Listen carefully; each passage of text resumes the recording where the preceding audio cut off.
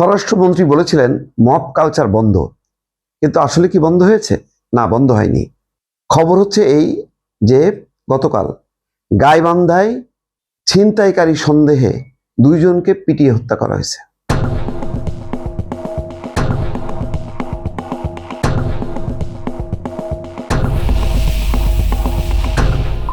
তাহলে বন্ধ হয়নি, কারণ ছিনতাইকারী, চোর সন্দেহে, ডাকাত সন্দেহে বা ডাকাতিকালে আটক করে গণপিটুনিতে মেরে ফেলা, এটা কিন্তু মব কালচারের অংশ।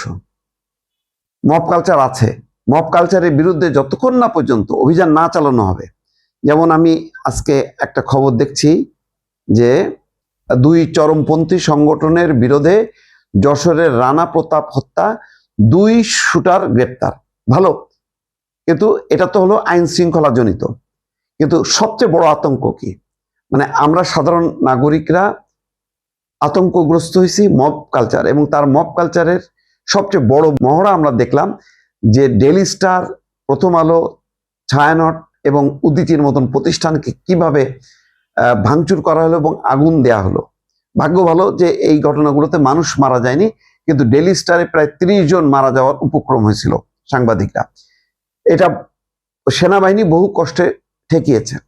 তাহলে এই গত 15, 16, 17 মাসে এই মব কালচারটা কিন্তু একটা মোটামুটি বলা যায় বিভিন্ন এলাকায় এলাকায়, বা বলা যায় যে সামাজিকভাবে একটা প্রতিষ্ঠিত রূপ পেয়ে গেছে। এখন এটা ভাঙতে গেলে এটা এমনি এমনি কাজ হবে না। আমি বারবার বলছি যে এই সরকারের এসে প্রথম থেকেই স্পট অ্যাকশন শুরু করতে হবে, অর্থাৎ আইন নিজের হাতে তুলে নিয়ে যদি কেউ হত্যাযজ্ঞে সামিল হয়, মানুষ হত্যা, আহত করা বা হতাহত করা, এই ঘটনাগুলো যদি ঘটায়, তাহলে স্পটেই অ্যাকশন নিতে হবে, কঠিনতম অ্যাকশন নিতে হবে। আমি বন্দুক যুদ্ধ, এনকাউন্টার, ক্রস ফায়ার, এগুলো আমি উচ্চারণ করলাম না, কিন্তু স্পট অ্যাকশন, যেটা ইউরোপ আমেরিকাতে যেগুলি বলা হয়, সেই কালচারটা কিন্তু শুরু করতে হবে। অর্থাৎ আপনি যতক্ষণ না পর্যন্ত অপরাধীদের ভেতরে আতঙ্ক না ধরাবেন, ততক্ষণ পর্যন্ত কিন্তু এটা চলতে থাকবে। আর এটা যদি বন্ধ করার আপনি প্রথম 2-3 মাসের মধ্যে আপনাকে সিগন্যাল দিয়ে দিতে হবে এই সরকারটা কেমন। আমি সম্ভবত মেসেজটা ক্লিয়ার করতে পারছি যে সরকার বলছে না যে দলীয় আইনে দেশ চলবে না, চলবে রাষ্ট্রীয় আইনে।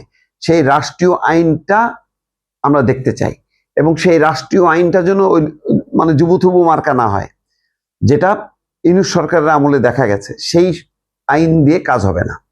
এই আইনটাকে যদি মানবাধিকার লঙ্ঘন বলা হয়, তাহলে যুক্তরাষ্ট্র সব ইউরোপের বিভিন্ন দেশ লঙ্ঘন করছে, তাহলে ওই অনুযায়ী অ্যাকশনে যাইতে হবে। এইটা ছাড়া কোনোভাবেই গত 15-16 মাসে এই অপরাধীরা এত বেশি আইন হাতে তুলে নিছে, আর মনে হচ্ছে গণপিটুনি, এটা মনে হচ্ছে যেন এটা কালচার, এটা কোনো অপরাধ না। বাট এটাও যে অপরাধ, এইটা স্থানীয় পর্যায়ে জনপ্রতিনিধি, রাজনৈতিক কর্তৃপক্ষ, আইন শৃঙ্খলা সম্মিলিতভাবে এটার বিরুদ্ধে রুখে দাঁড়াতে হবে। তারেক রহমানের সরকার দায়িত্ব নেয়ার কিন্তু 2 থেকে 3 দিনের মধ্যে কিন্তু ঘটনা ঘটে গেল গাইবান্ধায়। এইটা হয়তো প্রথম ঘটনা এরকম গণপিটুনি, এর আগে 2-3 দিনের মধ্যে ঘটেছে কিনা জানি না, কিন্তু এগুলি বন্ধ করার মতন মেসেজ দিতে হবে। গাইবান্ধায় অভিযান চালাইতে হবে।